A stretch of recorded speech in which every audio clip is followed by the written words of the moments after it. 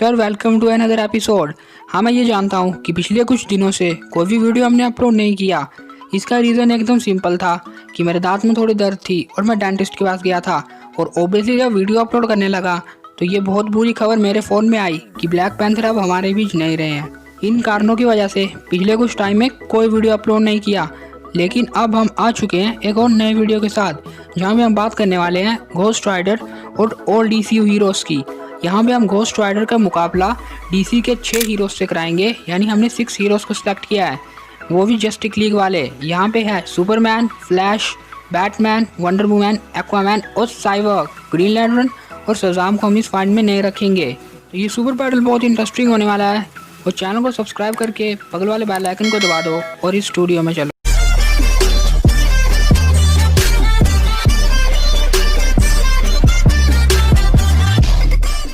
तो सबसे पहले बात कर लेते हैं घोस्ट राइडर की।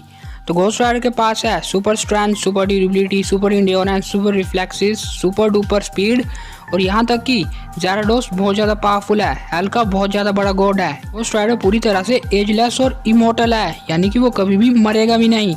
घोस्ट राइडर के पास है उसकी एक मिस्टिकल चेन जिससे हेल फायर निकलती है और यहाँ तक कि Ghost Rider hell fire breathe करता है। और घोस्ट राइडर अपने मल्टीपल क्लोन्स भी क्रिएट कर सकता है और उसके वो क्लोन्स भी उसी के जितने पावरफुल होते हैं। और घोस्ट राइडर इतना ज़्यादा पावरफुल है कि वो 5 एलिमेंट्स को भी कंट्रोल कर सकता है।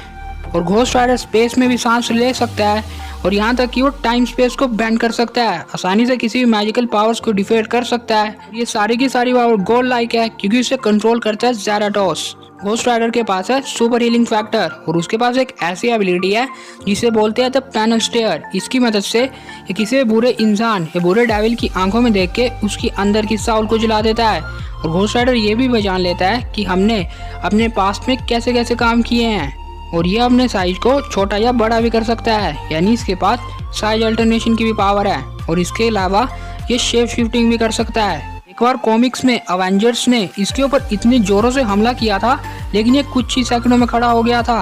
और यहाँ तक कि घोस्ट राइडर आसानी से डायमेंशन ट्रैवल भी कर सकता है। और ये बात तो हमें माननी ही पड़ेगी कि डायमेंशन में जाना और वहाँ पे ट्रैवल करना हर किसी के लिए आसान नहीं है। तो ये तो बात हो गई घोस्ट राइडर की पावर्स की। और हम इस वीडियो में डीसी के हीरोज की पावर्स को डिस्कस करने नहीं वाले हैं क्योंकि फिर ये वीडियो बहुत ही ज़्यादा लंबा हो जाएगा। क्योंकि आज का कंपैरिजन थोड़ा अलग है, क्योंकि आज के कंपैरिजन में हम डीसी के एक एक हीरो को घोस्ट राइडर से एक एक करके लड़वाएंगे और बस यही नहीं, लास्ट में इकट्ठे भी लड़वाएंगे। तो सबसे पहले बात कर लेते हैं घोस्ट राइडर वर्सेस साइबोर्ग की। तो साइबोर्ग टेक्नोलॉजी से भरा हुआ है और उसके पास दिमाग भी बहुत ज़्यादा है। तो अगर घोस्ट राइडर और साइबोर्ग का मैच होता है तो यहाँ पे घोस्ट राइडर के जीतने के चांसेस थोड़े ज़्यादा हैं, वो भी अपनी सिंपल फॉर्म में। हाँ, मैं ये मानता हूँ कि साइबोर्ग की पावर्स और उसकी जो टेक्नोलॉजी है वो बहुत हाई लेवल की है, लेकिन यहाँ पे घोस्ट राइडर अपनी सिंपल फॉर्म से उसे मिस्टिकल चेन और हेल फायर से आसानी से मार सकता है। और अगर बात करें घोस्ट राइडर वर्सेस फ्लैश की, तो ये बैटल तो बहुत ज़्यादा इंटरेस्टिंग हो जाएगा क्योंकि फ्लैश को द गॉड ऑफ स्पीड कहलाना गलत नहीं है। फ्लैश इतना ज़्यादा तेज है कि उसकी स्पीड से कुछ भी हो सकता है। फ्लैश आसानी से डायमेंशन ट्रैवल भी कर सकता है और यहाँ तक कि एक और फ्लैश 1,86,000 माइल पर सेकंड की रफ्तार से भी भागा है।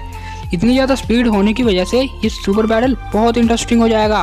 और अगर ऐसा होता है तो मैच का विनर फ्लैश होगा, लेकिन अगर यहाँ पे फ्लैश ने घोस्ट राइडर को हरा भी दिया तो उसके बाद ज़ाराडोस कंट्रोल घोस्ट राइडर खड़ा होगा। और अगर ऐसा होता है तो यहाँ पे ज़ाराडोस की जीत होगी। भले ही हमारा फ्लैश कितना भी ज़्यादा तेज हो, लेकिन घोस्ट राइडर से यहाँ पे वो फिर हार जाएगा क्योंकि यहाँ पे घोस्ट राइडर की सारी पावर गोल लाइक बन जाएगी।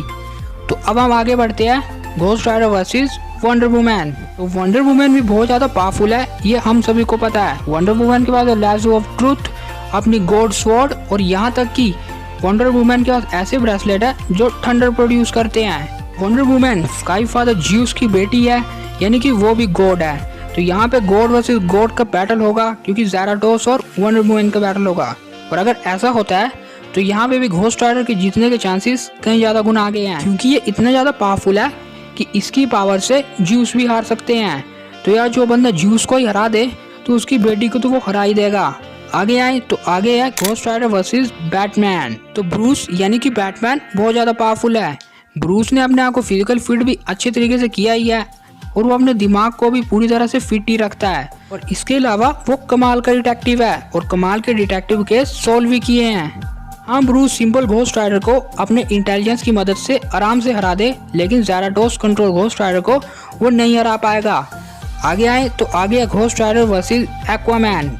एक्वामैन तो बहुत ज़्यादा पावरफुल है, उसके बाद ट्राइपॉड जैसा पावरफुल वेपन है जिसकी मदद से वो सारे के सारे सीज का मास्टर बन जाता है।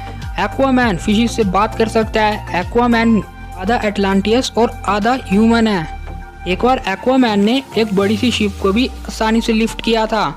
एक्वामैन हर एंगल से एकदम परफेक्ट हीरो है, लेकिन अगर क्या हो जब ये लड़े घोस्ट राइडर से, तो सिंपल घोस्ट राइडर को तो ये भी आसानी से हरा ही देगा, लेकिन ज़ाराटोस को वो नहीं हरा पाएगा। लेकिन अब आप सब लोग ये सोच ही रहे होंगे कि क्या एक्वामैन घोस्ट राइडर को पानी के नीचे ले जाके नहीं मार सकता? तो इसका आंसर है बिल्कुल नहीं, क्योंकि ज़ाराटोस जब उसके ऊपर हावी होगा तो उसके ऊपर पानी, बर्फ, ऐसी कोई भी चीज़ का कोई असर ही नहीं होगा और ऊपर से उसके पास तब एलिमेंट पावर आ जाएगी, यानी कि वो पानी को तब कंट्रोल भी कर सकता है। अब आता है मेन कंपैरिजन जिसका आप सभी को बेसब्री से इंतजार था, Ghost Rider versus Superman. Superman एक ऐसा बंदा है जो जस्टिस लीग के सारे मेंबर्स को अकेले मारने का ही दम रखता है। तो अगर इन दोनों का सुपर बैटल होता है तो ये मैच इंटरेस्टिंग के साथ साथ बहुत ज़्यादा देर तक भी चलेगा, या मैं कहूँ सालों तक भी चल सकता है। ये दोनों ही अपनी अपनी जगह बहुत ज़्यादा पावरफुल है। सुपरमैन आसानी से सिंपल घोस्ट राइडर को हरा देगा, लेकिन ज़ाराटोस के साथ इसकी फाइट बहुत ज़्यादा इंटरेस्टिंग और लंबी होगी। लेकिन यहाँ पे भी ज़ाराटोस लास्ट में सुपरमैन को किसी न किसी तरह हरा ही देगा, क्योंकि वो हेल का बहुत बड़ा गॉड है और उसे माना सुपरमैन के बस की बात नहीं है। अब आप सोच रहे होंगे कि सुपरमैन और घोस्ट राइडर की फाइट इतनी लंबी कैसे हुई और क्यों हुई?